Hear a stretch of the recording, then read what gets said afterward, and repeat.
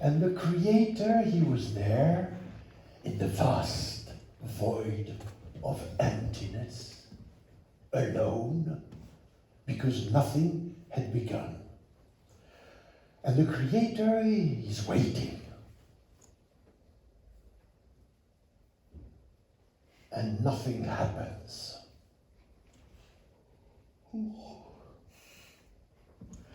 You know, the Creator, in the beginning, he's a little bit like you and me. If nothing happens, he gets bored. And you don't know what he's doing when he gets bored. Well, he's a bit like you and me. He's scratching his head, you know. Oh, gosh, nothing happens. And then suddenly, as he scratched the right part of his head, he wakes up. His imagination. Here I am, I'm your imagination. You woke me up, I'm here. And the Creator, he looks at imagination, he says, oh, something's happening. I'm very happy because I did not even know you existed. So you were in there. And now you're there. So what do we do? Well, said the imagination, you're the Creator. You must create. I must create, yes. But what? Come on, says the imagination. You must create the world. He said, but how do you do that? Yes, this is why I'm here, says the imagination. I'm going to help you. Close your eyes. So the Creator closes his eyes. And imagination, give me your hands. And the Creator, like trembling, yes, he gives his hands. You feel what I gave you? Yes. Keep your eyes closed. And now, use your fingers. Ooh. Ooh. Ooh. Oh, this is nice. Keep your eyes closed. Okay, okay. So what is this? This is music. And you know, in the beginning, the Creator, he's like you, he's like me, you know. It's not easy to do something with your two hands when you never have done it before. But he is a Creator, and he learns quickly. Hey! Also, that's music? Great! Oh, wow, music. Beautiful music, oh, I'm the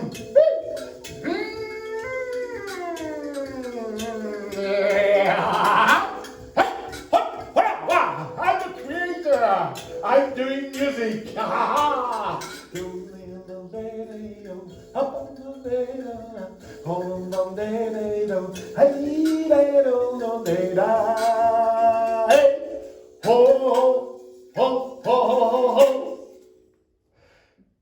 Open your eyes. So the Creator, he opens his eyes and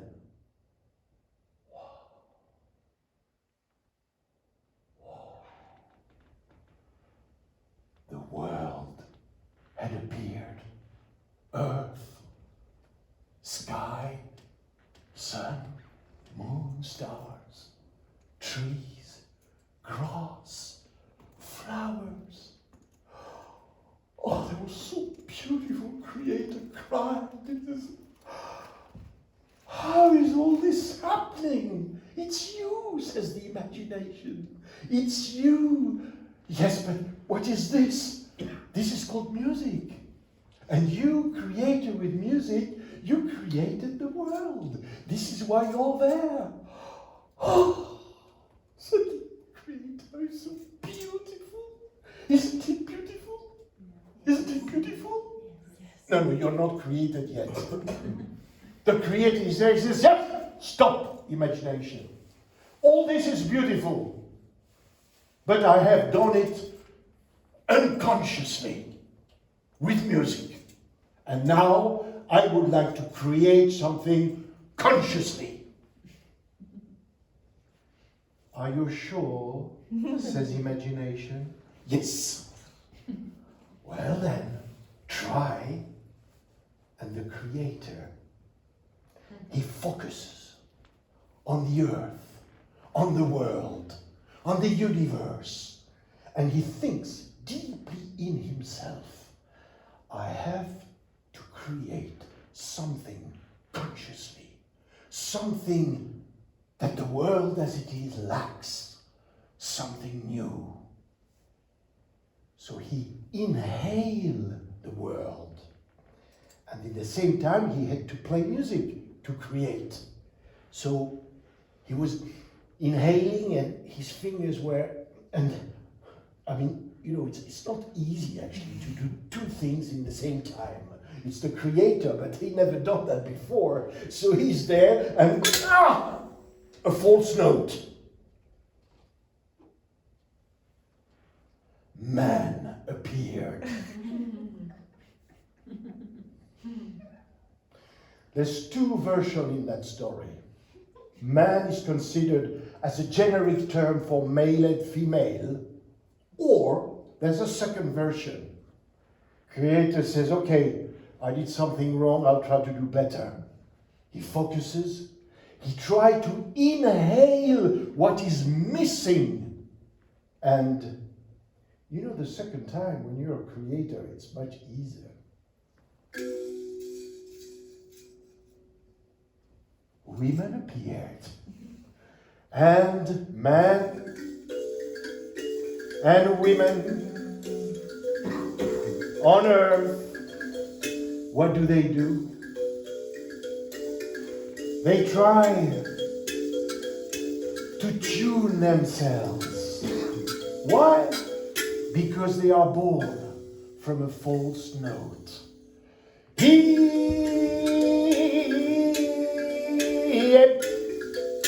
Oh yes, we are born from false note, and this is why we like music, we like stories, we like everything that helps us to tune ourselves.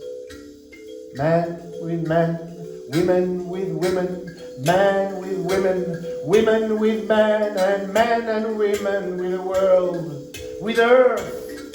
And when you see the state of the world, you can see there is still a lot of work to do.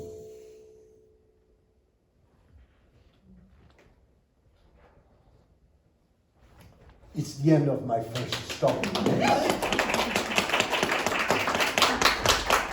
So, when you're a storyteller, there's one fundamental question that people are always asking you. Where'd you come from?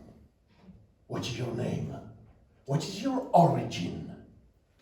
And my name is Abbi PATRIX, and it's not understandable because it does not exist as a name.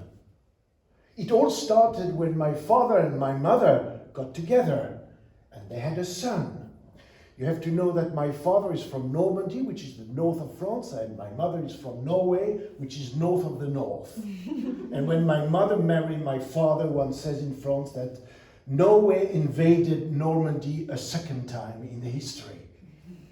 So, when my brother was born, they were agreed together that they should give him a Scandinavian name, a Viking name, a real name. They called him Eric. Eric, like Eric the Red, the one who discovered Iceland and America. Eric, what a name to be a French boy. He's so proud of it. And then they had a second boy, me. And then my father said, perhaps it would be nice to give him a French name. And you know, my father would be really happy if we called him his name. His name is Albert. My mother looked at my father and said, what? You want me to go back to these old traditions? You want me to call my second son Albert? But I will not even be able to pronounce it right. I will not call him Albert. And she was trying to find another Viking name. And while she was doing that, my father went to the headquarters where you were signing for the birth of the child. And without asking my mother, he wrote Albert. And that was not to be done. My mother got so furious. She said to him, I will never call him Albert. And she invented that name with Albert, and her mother's name called Agi, and it made Abbi. So Abbi is like a nickname, an invented name by my mother to give me a real Viking identity. And when I was 20 years old, after doing theater school, I wanted to see the world. I had been working with wheeling dervishes, and I went to Turkey, to Istanbul, to meet Nezi Üzel, a real Turkish guy. I arrived, knocked at the door.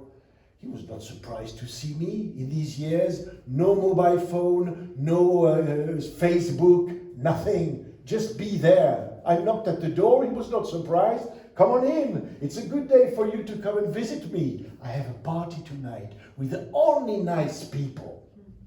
So I came into the room, and there were men and women separated a little bit with a table with food and drinks, and expecting something to happen. And yes, it happened. They closed the room in the middle, women and men. And all the men, they turned towards me. I sat myself on a little stool exactly like this in the corner of the room to be kind of, not seen, but be discreet, I was the only Occidental in the room. They were all big Turkish with moustache and hats and shining eyes. And they looked at me, and the eldest started. Abbi!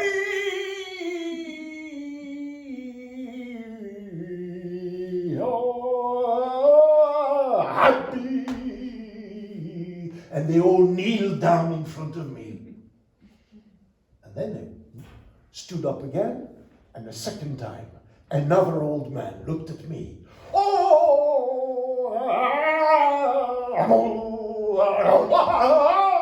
Abbi! And all kneeling again. 3 times. They shouted my name and kneeled in front of me. And then everything was over. Opened the door, opened the wall, mix women and men, having food. Everybody had fun except me. I was like frozen on my stool. What had happened to me? And then my friend came and took me by the hand. Come on, have fun, drink, and meet my friends. But Nezi, what did happen? What did I do? I was just sitting like this, and all these men, and you included, you called my name and you kneeled in front of me 3 times. What does it mean? He looked at me and says, what? And then he came in front of me, he faced me, and then he said, Abbi, Abbi, Abbi,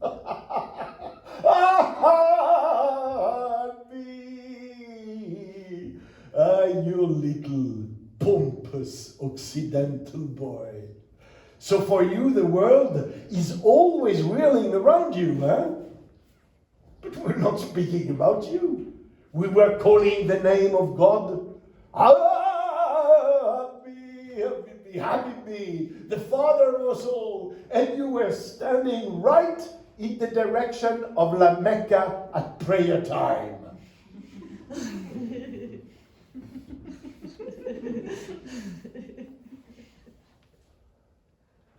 And this is how you learn one day that your name, invented by your mother, Norwegian means God in Arabic, and it also is a Jewish name. It's also the name of a woman in Mali, in West Africa, and it means friend, and also my best brother in African, linguistic. All this with a little name that my mother had invented me to make me a real Viking identity. Your name. Name. Name in the world. Name. In Turkey there is a town, Istanbul, and in that town, Istanbul, there was a boy, and that boy's name was Ali. And Ali had a father who had so much debt that when he died, the poor son had to sell the house and everything they had to reimburse the debt of his father. And then he was there in the town, nothing to do, no work, no money. He started to walk around in the area, and then there was this green door that he knew very well. It was his uncle. He knocked at the door and he said, "Uncle, uncle, come and help me." The uncle arrived, and the uncle, he was one eye. He was blind from the right eye. And he came and says, "So my nephew, Ali, what do you want?" "I had to sell everything because my father's debt, and now I have nothing to do and I don't know what to do. Please help me." And the uncle, he looked at him and says, "I could give you some work if you want, but there's one condition. You will not ask any question of what you see in my house, whatever you see. If you can do that, I'm an old man, and when I'll die, I'll give everything to you. I have no family. You're my only nephew. Can you agree on that?" And of course, Ali said, "My uncle, if you ask me, this is like done." "Okay, come on in." So Ali came in the house, and he started to work for his uncle, cleaning and giving food and helping in the kitchen. And every night, there was 12 old men around a table, a round stone table. Within the 12 men, there was his uncle. And the 12 men, they were all blind from the right eye. And they were going around the table, looking at each other and starting this little ritual. Ho, ha, ho, ha. It's my fault. It's my fault. It's my big fault. It's my fault. It's my fault. It's my big fault.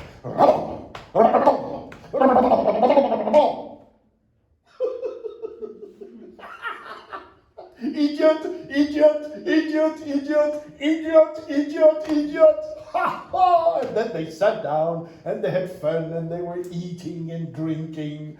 The same ceremony every night. But Ali, he did not ask a thing. He waited, served, and every night, can you imagine, the same ceremony. Woo, woo, woo. It's my fault, idiot, idiot, idiot. And drinking and singing and eating for days and days and nights and nights. But the old man, when you're old, you die one day. So they died, one after the other. Can you imagine time passing until there was just his uncle left, the last of the blinds, of the one-eyed, and he was there around the table, and then he looked at Ali and says, "Ali, I think I'm going to die now. Come and join me in my bedroom." He lay down, he looked at Ali, and he said, "My nephew, you've been so great. All these years, serving me, looking at all this ceremony every night, never asking a question. I'm so happy I met you. Please, everything now is yours. I'm going into the other world." At that very moment, Ali could not stop asking, "Oh, my uncle, are you dying? But I mean, you cannot just before dying, but why? Oh, idiot, I mean, explain me. Otherwise I think I'll get crazy." And the uncle, he looked at Ali and said, Oh no, you promised me not to ask any question, and now you're asking it just when I die. Oh, it's so sad. I'm so disappointed, Ali. I'm sorry, but Ali, please. You see this carpet hanging on that wall? Behind there is a door. Never open it. And he died.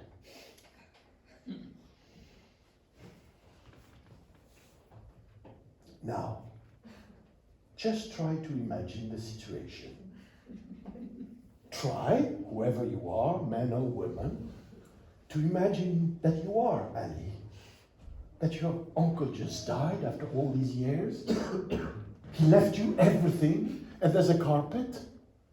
And so he checked under the carpet. Oh yes, there's a door. And then he starts to resist. I'm not going to open that door, because he asked me not to open the door, so he's not going to open it. And that's the situation. He's not opening the door. And you could say in that story there is two possibilities. Or he resists and he never opens the door, or he does not resist and he opens the door. And so you, as an audience of a storytelling evening, you are in this very nice position where you can choose the version you would like to hear tonight. Opening the door or not opening the door. You are the one choosing. I can tell you the both versions. Open! No, open! No, First open. open! Hesitating a little bit and then open. So there's about everybody wants to open except Showdown the first. I want him to have a happy life. Oh my God. Just a little bit. No, this does not work. You know, it's or open or not. Full open. Okay then, as there is two versions, and it's very intimate tonight, so we can, you know, take a few advantage of this intimacy. If you all will please close your ears, I will tell to Shona the version where the door is closed. And then she will close her ears and I will tell you the version where it's open. Is that okay? Okay. Okay. All right, then I will start with the version where I open the door, Shona. You can listen to it if you want anyway, and I will tell you the other version afterwards. Okay. Like this, you will have a kind of empathy and sympathy for all these people who are totally out of their mind and who wants to open the door. It's like they know nothing about storytelling or stories, or you know what is going to happen. And you want to go. This is how mankind is. Curiosity is so strong. Yes. Okay, so he opens the door. And there's a long corridor. He walks in the dark. For a long time. He walks. And he arrives on the little veranda like this. And he can see the Mediterranean Sea. We are in Istanbul. He can see the sea in the distance. He can see the sky. He can see a white eagle. Huge white eagle that flies into the air and comes towards him. It's called the rock eagle, l'oiseau roc, the white eagle of the Arabian Nights, the hugest bird in the world. He comes and he grabs Ali in his claws and off he goes with his wings over the town, over the sea, over, until a lost island where there's a castle and a tower, and the huge bird stops on the top of the tower and lets Ali on the top of the tower and disappears into the air. And Ali is there on the top of the tower. There's a staircase here. He goes down the staircase and he arrives into a room all around with doors of all colors all around him. 99 doors, 99 colors, and in the middle a round table. And he's not even the time to understand what's happening to him, that all the doors open and 99 women dressed with transparent color dressed rushes to him and kneeled in front of him. Ali, Ali, our prince, our hero, finally you are arrived. We've been waiting for you all these years, and now you're here, and finally the prophecy will happen. You are our hero, our lover. We already love you. You will go with each of us one night after another for 99 nights, and then life will start again, and we'll be happy forever. Ali, Ali, Ali. I mean, if there are men in the room, this is like the biggest fantasy of a man.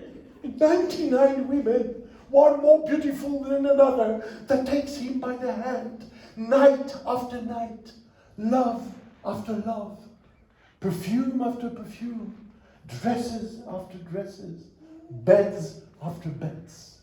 99 nights of love. On the 100th night, he has a rest. He sits down in front of the round table, and all the women are there, leaning in front of him, crying. Ali, you have been extraordinary. You have been our lover. You are our hero, Ali. But now it is time for us to go. We are all princesses from all around the world.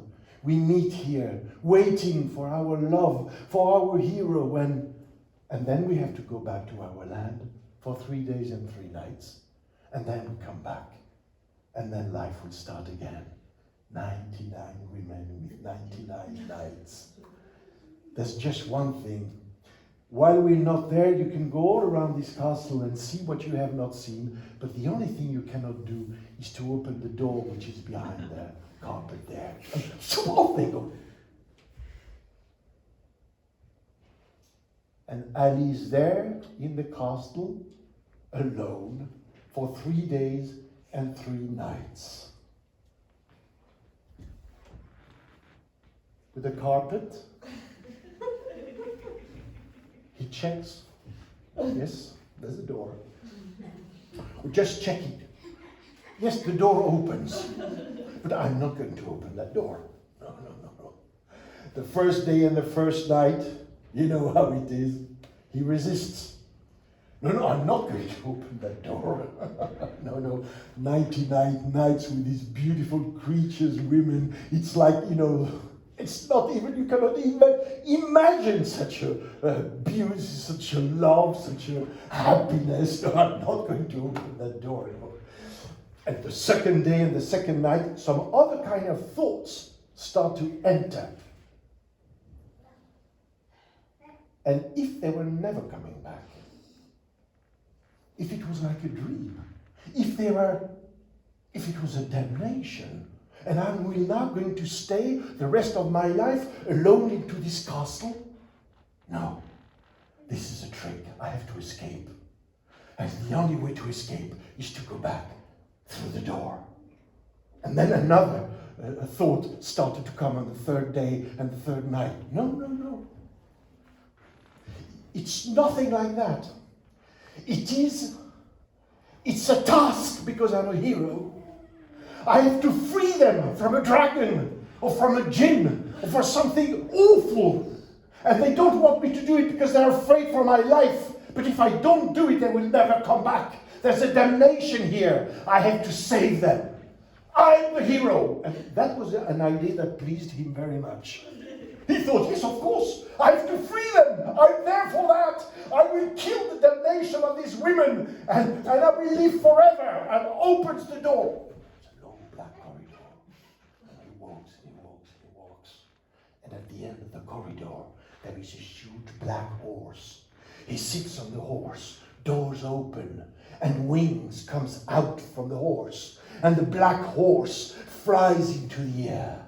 And he can see Mediterranean Sea again, waves. He can see the sky. He can see in the distance Istanbul, his town, coming close. He can see the veranda. He recognizes everything. And when the horse stops on the veranda, he takes Ali out of him on the floor and with his right wing into the right eye of Ali and disappeared.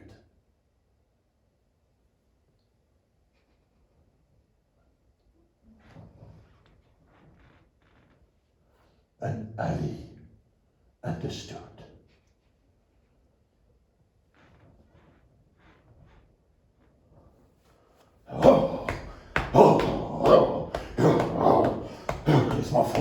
It's my fault. It's my big fault. It's my fault. It's my fault. It's my big fault.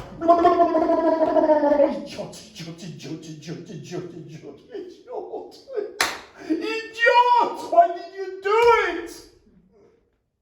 And there he is with his one eye.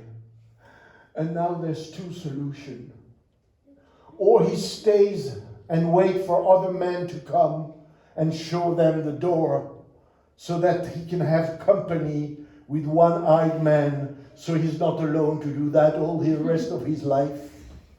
Or he thinks, what a lesson.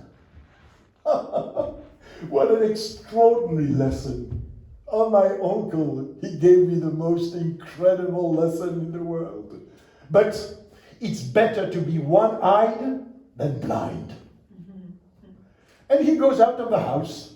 It's a sunny day, and there is a little cafe where he likes to have a morning coffee. He sits down and he has a coffee, and suddenly there's a woman foreigner who comes by. She seems lost. She's looking for her direction, and she asks him, do you know where's the Blue Mosque? And of course he says, yes, I know, and perhaps I could even help you to go, but please sit down, have a coffee, I'll show you the way. So she sits down, they have a coffee, they have a chat, and wow, blink of the eyes, movement of the heart, love at first sight. And there they live in the house, and they have children, one after the other, 3 children to start with, and they have a great life, everything's beautiful, and 10 years pass, and then she, just before getting 40, she has a last little child, a girl, and when girls are born last after a lot of other children, they are extremely fast and sharp. And the little girl very soon asked her father, Daddy, what's this door behind the carpet?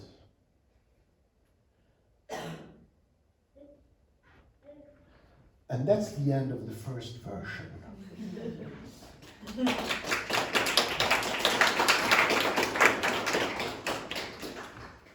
And for sure, the other version is very simple. He resists. He's not opening the door. He says, no, I will not do that for the rest of my life. I'm very good like this, thank you. He goes out, and he has a little morning coffee in this place that he likes very much. And suddenly there's a foreigner being lost, you're looking for direction, and you see what happens?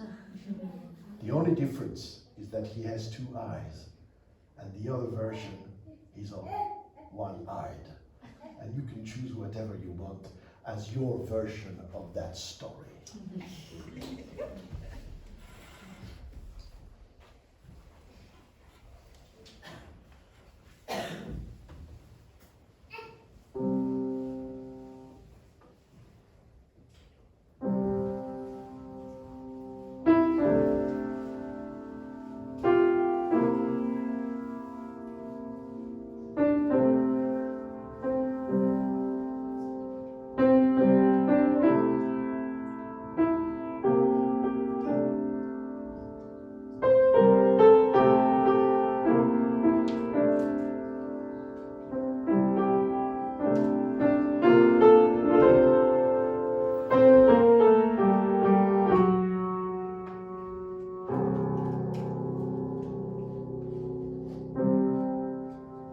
There was a boy different than other boys.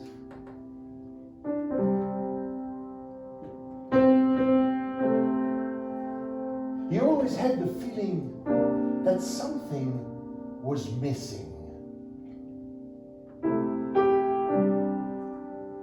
Something missing in him.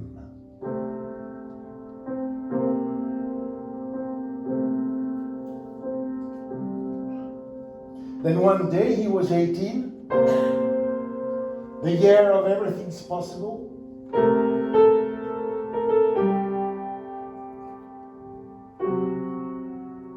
21st of June, It's the summer.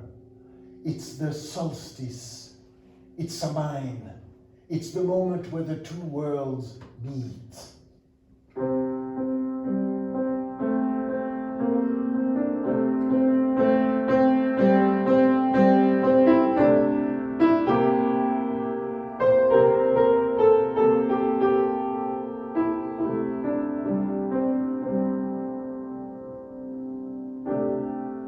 Around him there are fires everywhere.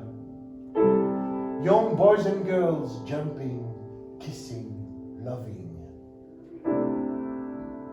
But for him, it's not enough. He starts to walk.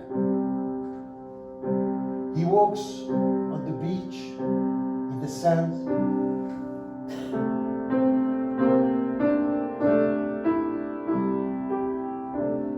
He leaves the fires, the shout, the kisses.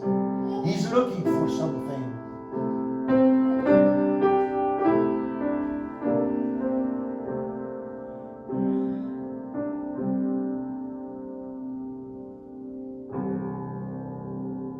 And he sees the door. This door is called Tirna Nog, the other world. The door of the legend. 21st of June. The possibility of going from a world to another. He looks at the door and he can read Tirna Nog, nostalgia.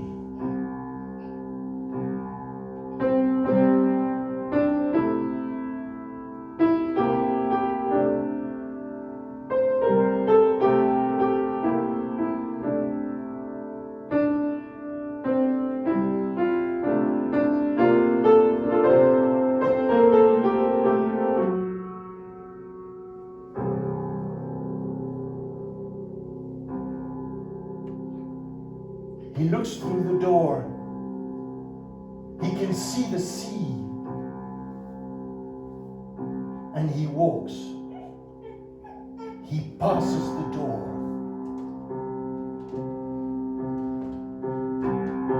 And suddenly the sea trembles. Two huge waves, like frozen in the air. And a path in the middle.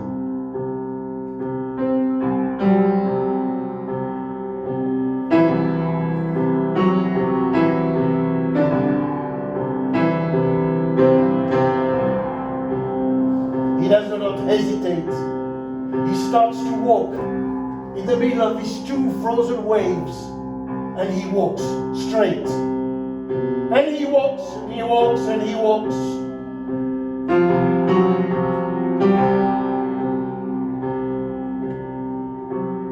And he sees at the other side of the sea a door. A door exactly like the one he just left. He passes the door, and at this very moment, the waves disappears, and the sea covers the path. And in front of him, there's a woman. Come, come. I've been waiting for you. I need you as much as you need me. I'm eternity. That's what was missing in your inner self. Come. Now we're going to be one forever.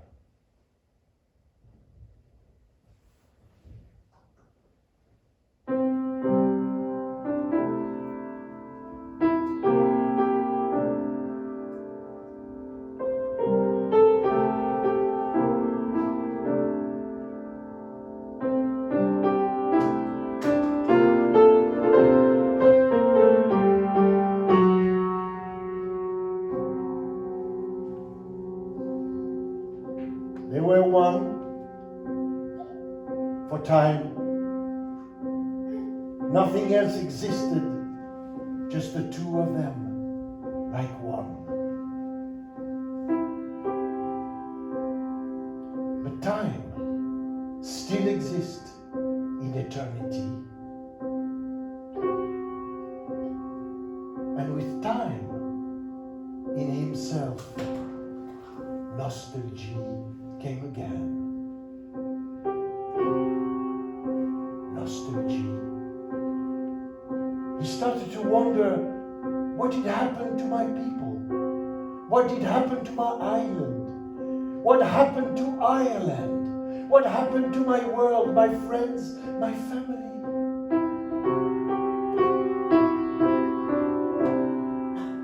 Eternity looked at him and said, you cannot think about that. Now you're with me forever. Don't let nostalgia invade your heart, or you're lost.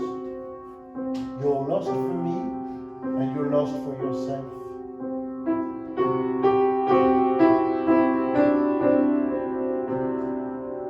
But when nostalgia invades your being,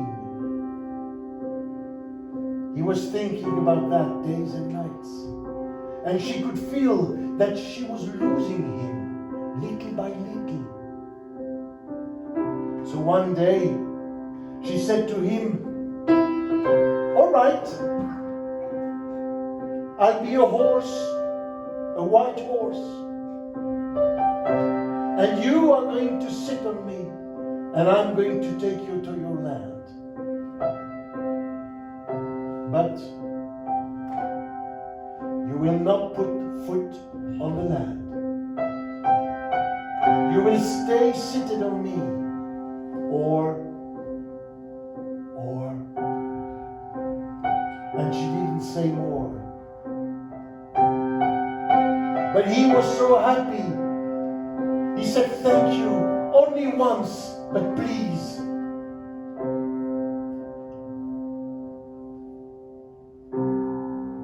"21st of June, solstice, the moment when the two worlds are connected.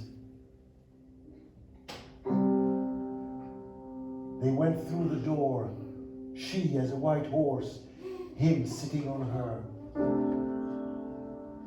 The two waves, frozen waves. The path, and she galloped, and they arrived onto the earth, Ireland, my land. He was looking everywhere around, trying to recognize his home, beach and town, but nothing was like in his memory. What was these buildings? What was these machines? What was this round forms with this shining material in the middle of the fields? What was this? These cars, these parkings, these buildings, these towns. He could not understand what was happening. And he was there sitting on the horse, and they went further and further, and then suddenly there was there an old woman with a carriage that was pulled down, it was full of old shoes, and the woman, when she saw him, she said, "Hey you, fucking bastard on your white horse! Do you think you're a hero or what? Come down and help this poor old woman of yours. Look how I am, all these shoes and my carriage broken. Come and help me at least." He did not have the time to think. He went down the horse and went to help this old woman, and at once he was close to her. She grabbed her. She grabbed his hands and pulled him and said, finally I got you. You see all these shoes? They are mine.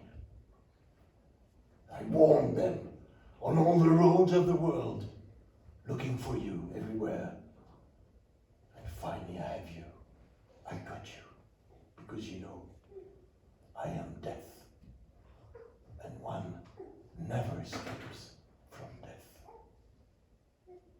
And he could only hear the sound of the hooves of the white horse crossing the door again and disappearing.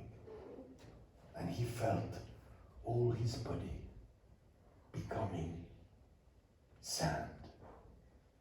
And all the sand joined the sand of the beach, the sand of the earth, the sand of Ireland, the sand.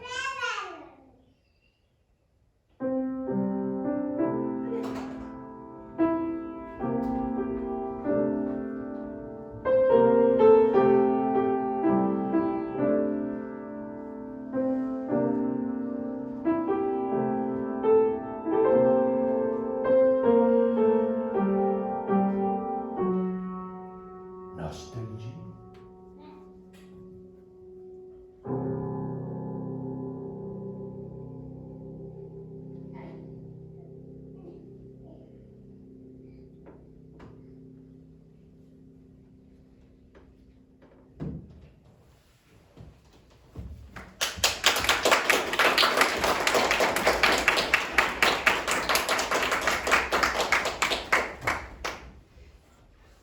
When we started storytelling in the 80s, we knew nothing about this art form.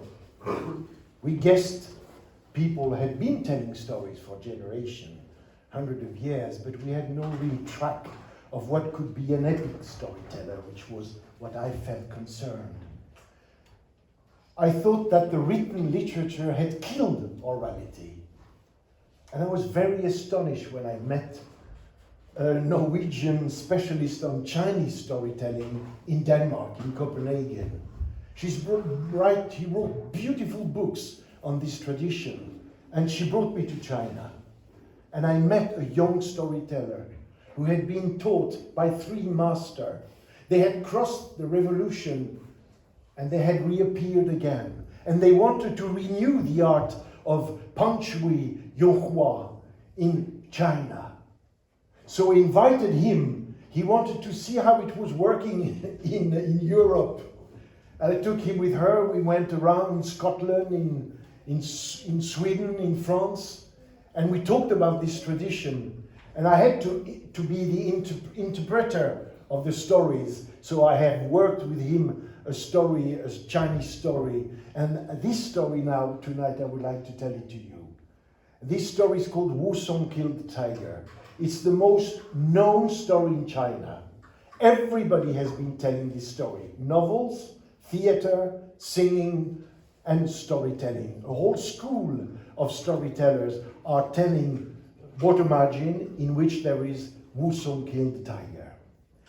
And Wu Song Killed the Tiger, you have to imagine Wu Song. Wu is the second. He has an eldest brother, and he lives in another county. And he has news from his brother, so he wants to go and see his brother. He's big, very strong, huge head, huge shoulders, with a slim hair, and big legs, and eyes shining with black eyes. And there he is. He has a baluchon, what you have on your shoulder when you walk. A bundle. A bundle. And he has a fighting stick, a stick of wood in the other hand. And he walks with big strides going towards the ridge on the other side, the county where his eldest brother lives. And he walks, and he's hungry and thirsty. And there is an inn called Yingjiang Inn. And it's written on a banner, 3 balls and you don't cross the ridge. He does not understand what it means, but he enters, he puts his bundle there, his stick on the table, and he calls, "Come on, waiter, food and drink." And his voice is as big as his body. The waiter comes, "Give me some wine." He gives him a bowl of wine, he gives him meat, he eats, he drinks a bowl of wine on one stride, and then a second bowl of wine, and a third bowl of wine, and then the waiter says, "I'm sorry, I cannot serve you more wine." And she says, "Why? 3 bowls of wine is nothing for me. My capacity of drinking is much bigger than what you think." "Oh, I know," said the waiter, "but you have not read what is written. 3 balls and you don't cross the ridge. So what does it mean? Well, my dear, this wine is so extraordinary and so strong that when you open a jar, 3 houses away, people get tipsy. And you've been drinking 3 balls and you cannot drink more, otherwise you'll never cross the ridge. That was the provocation you should not do with Wu Song. What? Give me another bowl of wine, otherwise you'll see what I'll do with your inn. You can see my strength. I'll take off the roof and the walls. So he had to serve wine, a 3rd bowl, a 4th bowl, and he served 30 bowls of wine. And then Wu Song, he felt good. He said, thank you, and I'm going there. And the waiter said, no, you're not going anywhere. Not only you've been drinking too much, but you cannot cross the ridge at this hour. You know, there's a tiger who kills everybody in the mountains. You cannot go there. Whoa, come on, says Wu Song. You're trying to scare me? I'm Wu Song and I'm not afraid of a tiger. And off he goes. He walks, big strides with his stick. Well, actually, he's sweating a little bit. The wine is kind of helping him to go a little sideways, but you know, he's there with his stick and bundle, and he walks. He starts to go up the ridge, and there on the side there is an old temple called the Temple of Eternity, and it's really very decrepit. But on the door there is a sign, and it's written, "You that pass by, during daytime you have to be at least 10 men to cross the ridge. But nighttime, don't even think to go anywhere. Go back to the village, because the tiger who is in the mountain has killed already 15 people, and we don't want him to kill more." And there's a stamp, and an official stamp on it. He looks at that, and he says, well, they were not joking. There's a real tiger in these mountains. Well, anyway, I'm not going to go back, otherwise they make fun of me. I have to go and cross the ridge. So he starts to walk again, and he's going really high up, and he's sweating with his stick and his bundle, and he goes up and he can see the sun disappearing behind the mountains on the other side, when he sees a huge black rock, and he thinks, I'll have a little nap. He lays on the rock and falls asleep. He has not even the time to fall asleep that he can feel a wind across the trees. And if you know tigers, you will know that before they arrive, there is a cold wind that comes close to you. He feels the wind. He hears the step of the tiger into the woods. He wakes up. In a blink of an eye, he's on his feet with his stick. He says, no joke, there is a tiger. He looks, and in the darkness that comes, he can see a huge tiger of 6 feet long at least, with a white forehead, yellow hair, and black stripes, the size of a bull, a huge tiger with red lips rolling, looking at him with his claws and ready to jump.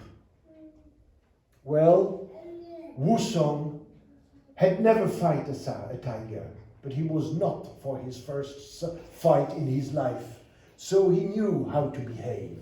He took the stick off the bundle, off his hat, slung his belt, and was ready for the fight. The tiger jumped on him.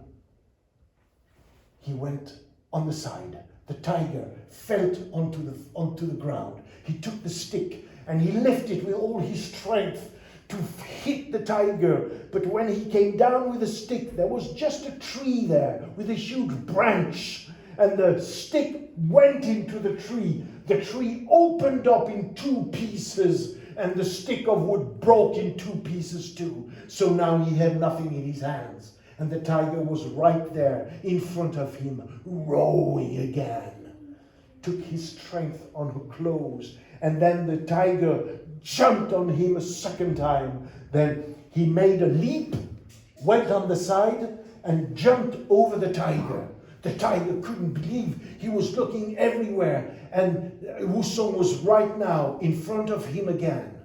Then the tiger opened the mouth and he tried to blow his breath onto Wusong, but Wusong knew what it meant. He would have been paralyzed by the breath of the tiger. So he made a leap over the tiger, took his hand on his neck and started to bang with his legs with such a strength, you know. The legs and the feet of Wusong, there were like stone hammers, and he hammered the eyes with such a thing that blood started to come out, and the tiger roared and roared and roared, and then Wusong jumped again, turned himself, took the neck of the tiger and started to bang his head. And the tiger, the only thing he could do was trying to jump, so his claws were digging into the earth, and he digged so much that a hole started to appear. And Wusong thought, that's the way I'm going to get out of this. And he pushes the head of the tiger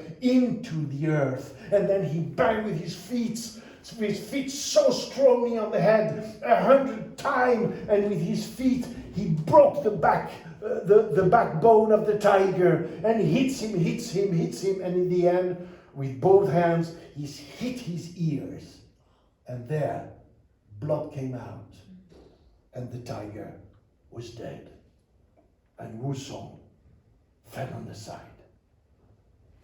He had no strength anymore. He was there, breathing as he could, thinking, wow, I wouldn't have done more than that. I just hope he's dead. And then he stood up and he said, I'll take this tiger down on the mountains and bring it to the village where people are so afraid after all the killing he's been doing.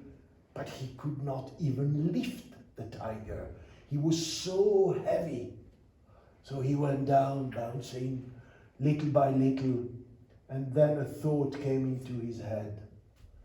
Oh, if there was another tiger now, I wouldn't have the strength to kill it.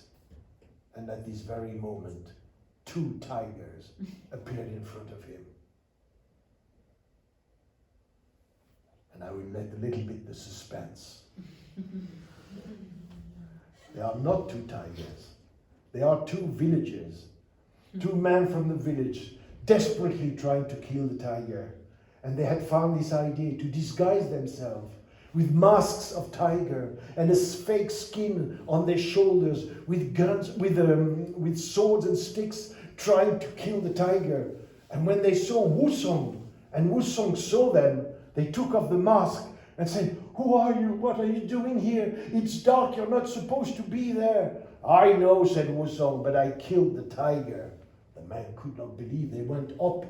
They saw the tiger dead. They rushed down to the village. And there they woke up everybody. They made long carriage. They went up and take the tiger. And there was 2 carriages entering into the village. One where Wusong was sitting like a hero, like a king, and the other one with a dead tiger.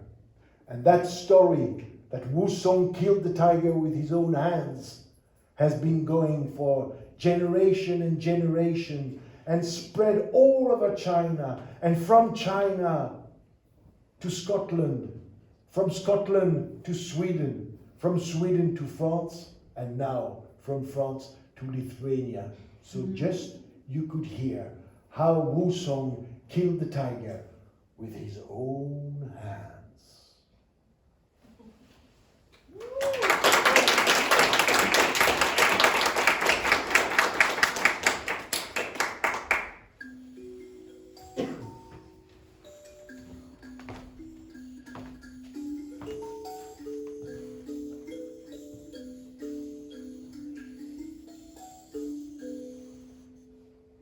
As I told you, my mother was Norwegian. When I was a child, of course, she wanted to read me stories, and she wanted to read Norwegian stories, but the book was in Norwegian and we did not understand. So she was reading in Norwegian, and then after that she was translating in French, in her poor French. But these stories staying into my heart as poetry of this broken French with these Norwegian images.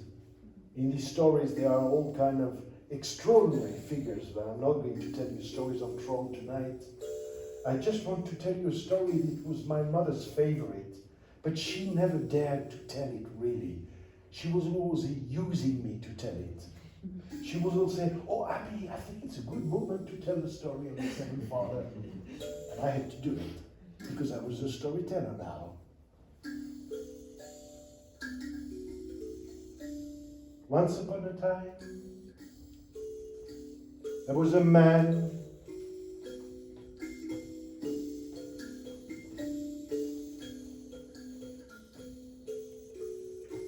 he had been walking here and there and everywhere. He had been searching for the meaning of life. And for that, you can walk long and far.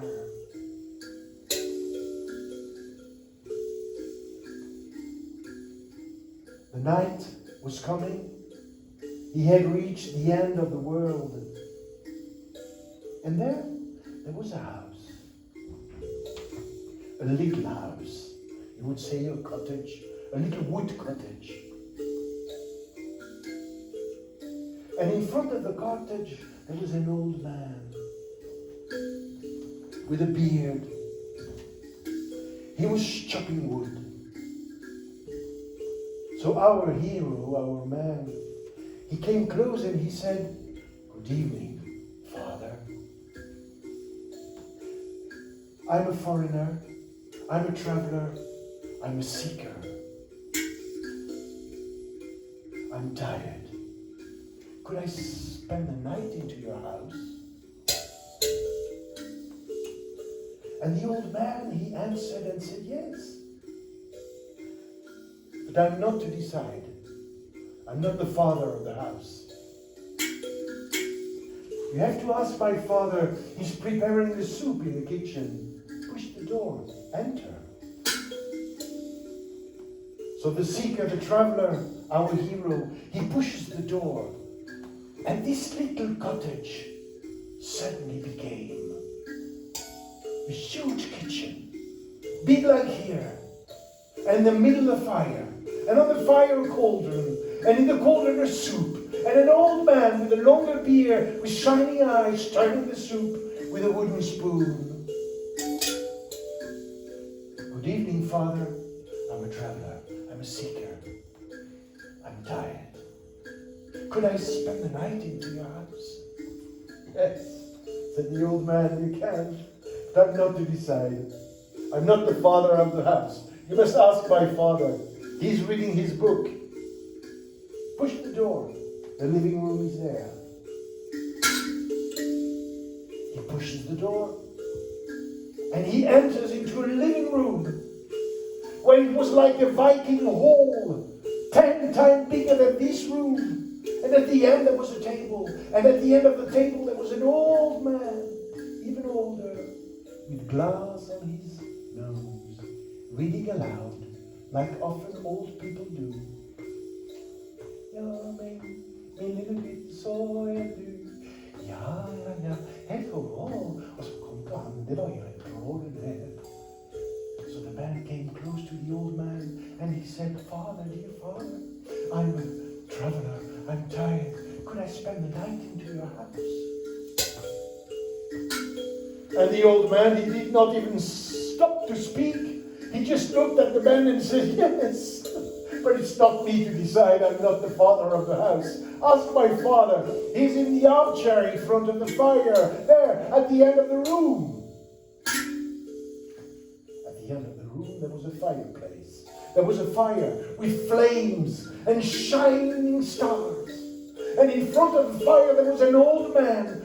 He was punching to the armchair, and his arms were trembling. He was trying to lit a pipe, but the matches were trembling, the pipe was trembling, his hands were trembling, his eyes. And when the old man looked at him, the seeker, he said,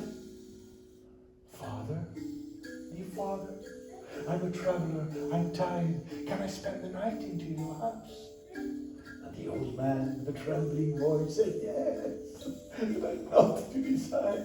I'm not the father of the house, but you can ask my father. He's in his bedroom. It's the door there. Just push and enter. He pushes the door. He enters the bedroom. There's a bed.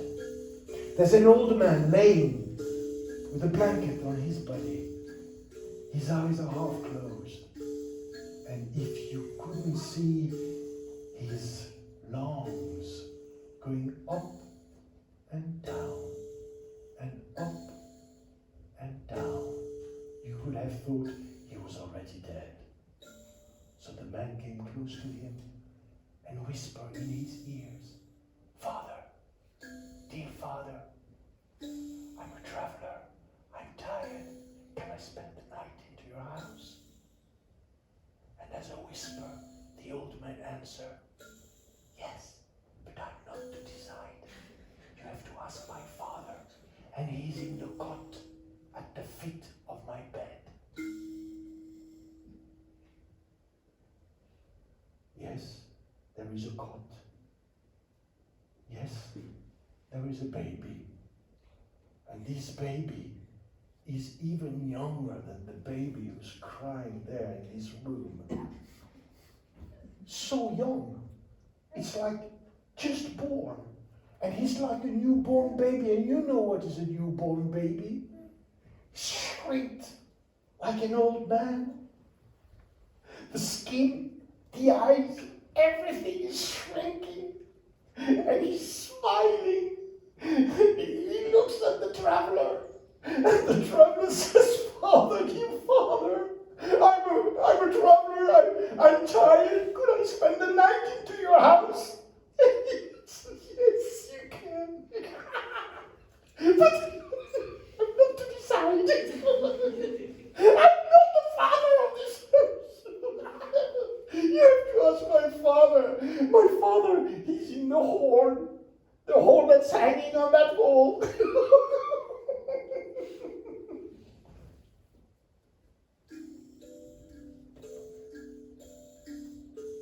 The man, he went to the horn. He looked into the horn.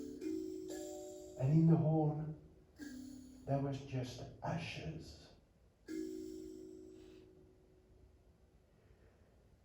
He took a breath. And he shouted as loud as he could, Father, dear Father, if you hear me, I'm tired. And I would like to spend the night into your house. And there was a long silence. And at the end of the long silence, there was a little voice who said,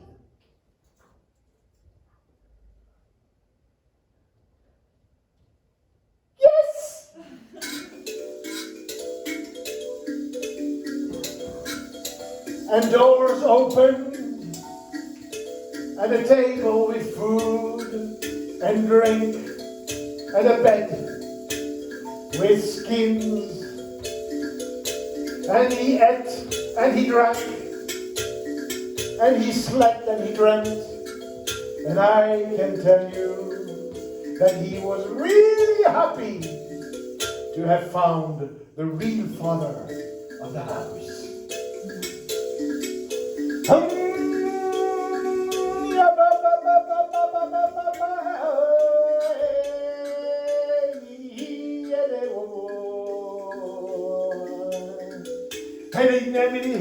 How we do is it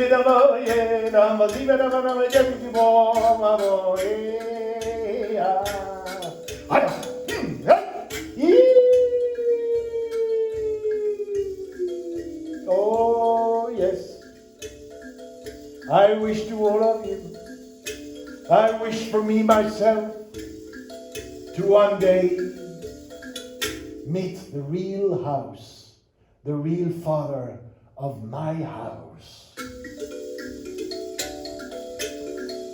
I wish to you all to to find the real father or mother of your own house.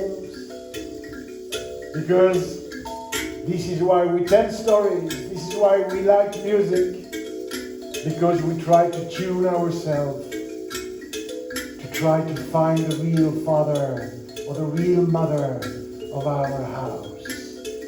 And the world will be better. You hope? Oh yes, I hope. You dream? Oh yes, I dream. You really think it's possible? Of course it's possible. Oh.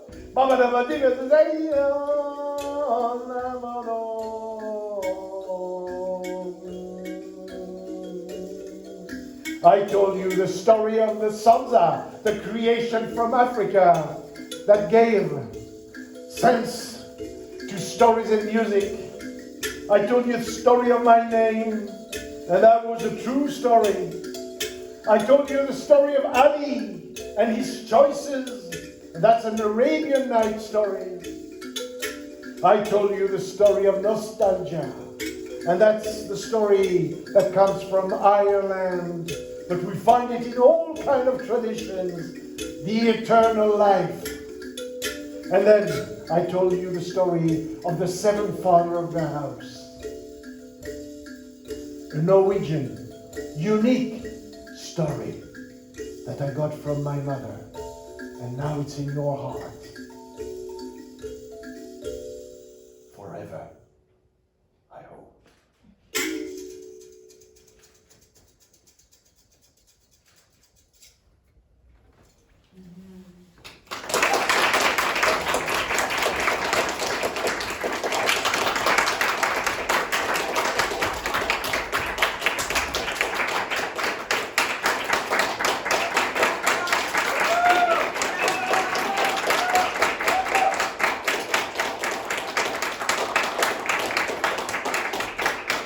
Thank you.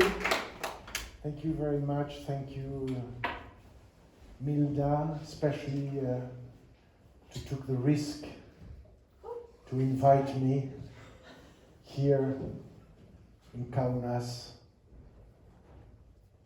She took the risk, and it's good. When we started to tell stories in the 80s in France, it was like this. No more people. It was normal. And then it grew little by little. Until now, you know, when I walk in France, people say, it's Abbi PATRIX.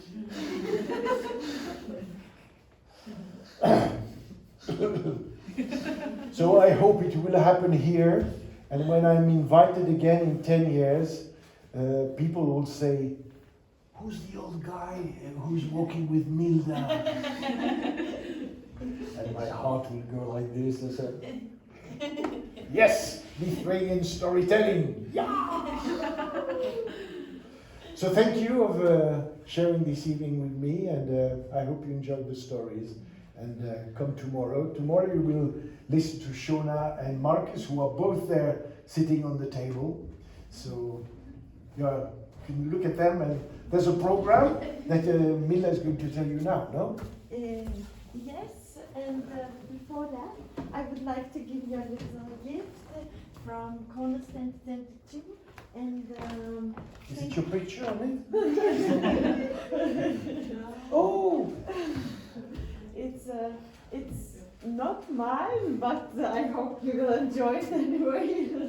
So thank you very much. It was fantastic. We are so honored to have you here in Kaunas, and I think you've changed the lives of this tiny but beautiful audience. Thank you very much, Abbi. Thank you. Thank you. Thank you.